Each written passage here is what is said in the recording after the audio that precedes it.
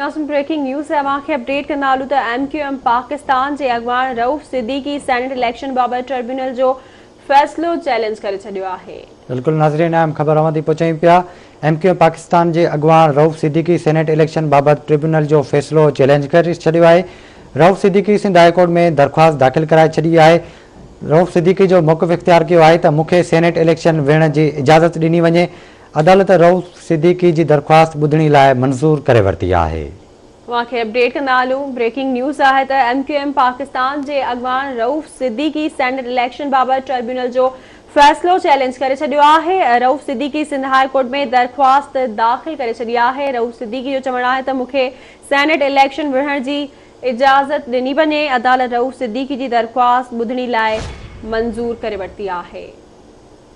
तफ़सील मालूम कंदासीं कराची मां आवाज़ TV जे रिपोर्टर महताब शरखान। जी महताब, कहिड़ा अपडेट्स आहिनि? बिल्कुल पाकिस्तान के अगवा रऊफ़ सिद्दीकी सेनेट इलेक्शन के गवर्नमेंट के फैसले के चैलेंज कर छॾियो आहे।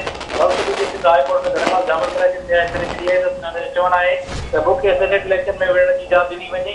रऊफ़ सिद्दीकी जो मौक़िफ़ अदालत में रऊफ़ सिद्दीकी दरख़्वास्त ॿुधणी जी मंज़ूरी करे छॾी आहे, जेकॾहिं दरख़्वास्त ॿुधी करे उनखे इलेक्शन विहण जे लाइ फ़ैसिलो ॿुधायो। जी वॾी महिरबानी अवां जी अपडेट करण लाइ महताब।